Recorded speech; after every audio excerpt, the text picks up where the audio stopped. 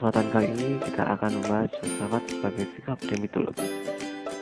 Sebelum lanjut materi, jangan lupa tekan tombol like, share, komen, dan subscribe. Hargai konten setiap kreator karena subscribe itu gratis. Yang pertama, filsafat Pra-Socrates. Filsafat ini adalah filsafat yang lahir karena kemenangan akal atas dongeng yang diterima dari agama dan memberitahukan kepada asal muasal sebagai suatu baik di dunia maupun manusia. Para pemikir atau ahli filsafat yang disebut orang bijak yang mencari jawaban sebagai akibat terjadinya alam semesta beserta isi. Berikut ini adalah penjelasan dari filsafat sebagai demitologi. Filsafat ini disebut juga sebagai filsafat alam. Mengapa begitu?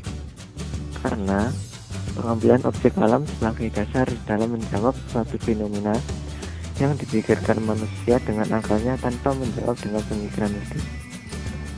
Hal ini dibuktikan dengan pernyataan beberapa tokoh filosof. Yang pertama, Thales, Anaximandros, dan Anaximenes. Berikutnya adalah ungkapan dari Thales. Thales mengatakan bahwa asal muasal alam berasal dari air. Sedangkan Anaximandros mengatakan bahwa awal dari segala sesuatu adalah aperion, atau yang biasa disebut yaitu zat yang tak berhingga. Hingga akhirnya yang terakhir adalah Anaximenes yang menjawab bahwa awal dari segala sesuatu adalah udara.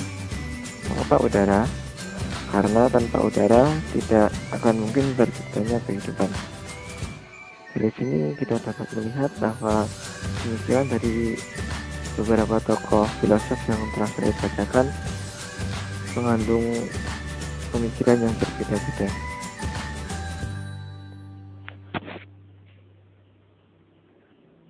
Filosof pada masa ini yaitu yang pertama adalah Thales.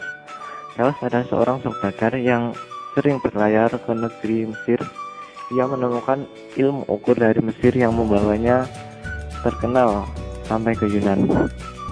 Di sini diceritakan beberapa penemuan yang dihasilkan. Yang pertama adalah ilmu tentang cara mengukur tinggi piramida dari bayangannya. Yang kedua, cara mengukur kapal di laut dari sebuah pantai. Yang ketiga, penemuan teori tentang banjir tahunan Sungai Nil di Mesir. Yang terakhir, berhasil meramal terjadinya gerhana matahari pada 28 Mei 585 sebelum Masehi. Selain sebagai filosof, ia juga dikenal sebagai ahli astronomi dan metafisika. Sebagai penemuan, Thales mengiringi cara berpikir manusia dari mitos-mitos ada alam yang nyata, yang empirik. Yang selanjutnya adalah Anaximandros.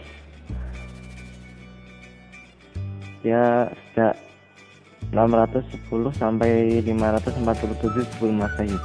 Anaximandros adalah salah satu murid Thales. Sebagai filsuf, ia lebih besar daripada gurunya, sehingga di sini mungkin Anaximandros ini lebih terkenal dari gurunya karena beberapa pemikirannya yang berlawanan dengan apa yang dipikirkan oleh gurunya. Selain sebagai filosof, ia juga sebagai ahli astronomi dan ahli ilmu bumi. Sama dengan halnya gurunya, ia juga ingin mencari asal dari segalanya. Ia tidak menerima saja apa yang diajarkan oleh gurunya. Yang terakhir, buah pemikirannya. Yang pertama, yang dapat diterima akalnya, bahwa yang asal itu satu, tidak banyak, tetapi yang satu itu bukan suatu anasir yang dapat diamati oleh panca indera. Ini adalah pemikiran dari gurunya yang bertentangan dengan pemahamannya.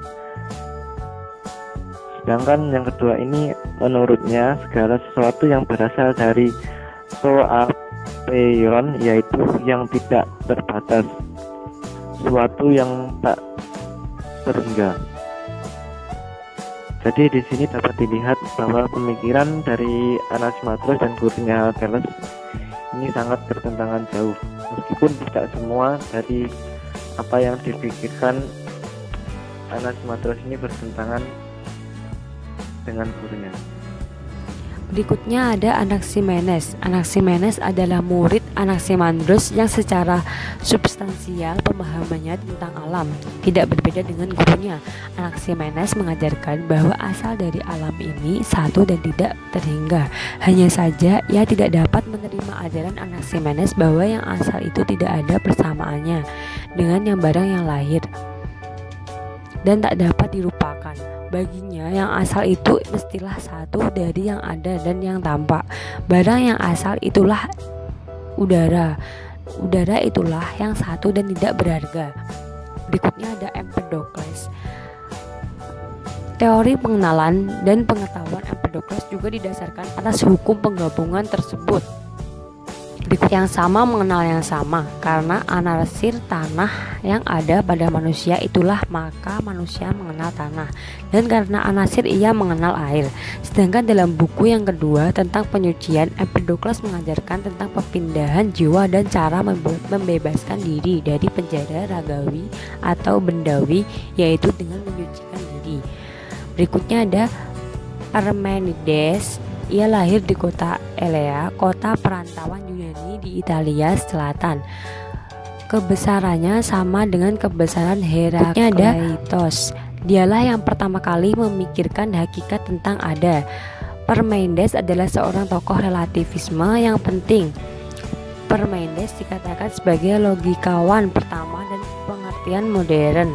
Sistemnya secara keseluruhan didasarkan pada dedukasi logis, tidak seperti Herakleitos, misalnya yang menggunakan metode intuisi. Plato amat menghargai metode Parmenides itu, dan Plato tidak lebih banyak mengambil dari Parmenides dibandingkan dengan filosof lain pendahulunya. Pythagoras juga disebut sebagai ahli pikir, terutama dalam ilmu matematik dan ilmu berhitung. Falsafah pemikirannya banyak diilhami oleh rahasia angka-angka. Dunia angka adalah dunia kepastian, dan dunia ini erat hubungannya dengan dunia bentuk. Nah, dari sini dapat kita lihat bahwa kecakapannya dalam matematik dapat mempengaruhi pemikiran filsafatnya, sehingga pada segala keadaan ia melihat dari angka-angka dan merupakan paduan dari unsur angka. Selanjutnya Demokritos. Pemikiran Demokritos dibanding pemikiran lain lebih sulit dilacak. Mengapa demikian? Karena banyak orang yang sudah melupakan pemikirannya, sehingga agak sulit menemukan karya-karyanya.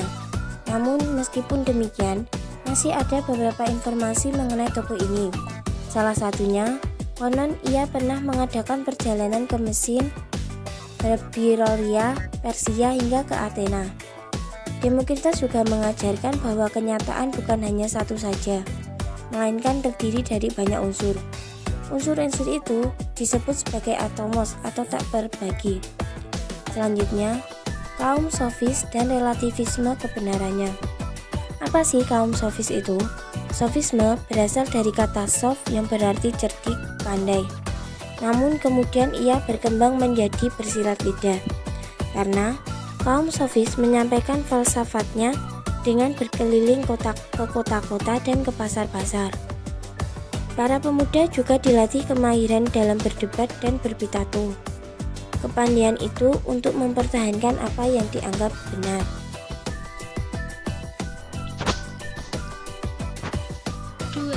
Relativisme kebenaran.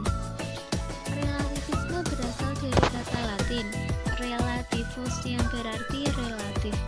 Sejalan dengan artinya, relativisme adalah doktrin pemahaman yang memandang bahwa perbedaan budaya, etika, moral, bahkan agama bukanlah perbedaan dalam hakikat, melainkan perbedaan karena faktor-faktor di luarnya. Atas dasar ini, nilai-nilai seperti kebaikan dan kejahatan, kebenaran dan kesalahan tergantung pada masing-masing orang dan budaya masyarakatnya. Bukan karena suatu itu memang baik atau buruk, atau benar atau salah pada hakikat dirinya. Mitos dan logos. Keduanya adalah pengetahuan atau knowledge yang dihasilkan oleh manusia dengan berpikir. Fungsi keduanya sama, yaitu untuk menjelaskan alam semesta. Meskipun validitas atau kebenaran mitos boleh disebut sebagai absurd, tetapi mitos telah berjasa besar dalam peradaban manusia.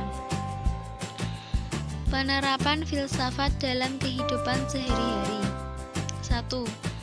Dapat melihat fenomen apa adanya as it is ketika kita melihat matahari. Misalnya, kita perlu bersikap seolah-olah baru pertama kali melihatnya, sehingga kita dapat mempertanyakan dan memikirkan kembali asumsi-asumsi yang sudah ajak mewarnai pemahaman kita selama ini bahwa matahari adalah benda yang ada di atas sana di luar kesadaran kita. 2. Kita harus bersikap seolah-olah pertama kali mengetahui bahwa dalam masyarakat tempat kita hidup seorang kidal atau left-handed akan dianggap berperilaku tidak sopan hanya karena ia menulis dan makan dengan menggunakan tangan kiri. Kita akan heran dengan fenomen tersebut. Lantas kita akan berusaha untuk mempertanyakan sistem sopan santun atau moralitas macam apa yang menyokong pandangan itu dan mengapa hal tersebut hadir dalam lingkungan masyarakat kita. 3. Ketika kita melihat fenomen jual beli barang, pasar saham, transaksi bank, buruh-buruh yang bekerja di pabrik, seorang pemilik modal, kita perlu bersikap seolah-olah baru pertama kali melihat hal-hal tersebut. Lalu kita akan memahami bahwa itulah yang disebut kapitalisme. Kita akan mempertanyakan mengapa sistem itu ada dan mengatur kehidupan kita saat ini. Sekian presentasi dari kami. Apabila ada kesalahan, kami mohon maaf yang sebesar-besarnya. Billahi taufiq wal hidayah wa ridha wal inayah. Wa akhiran, wassalamualaikum warahmatullahi wabarakatuh.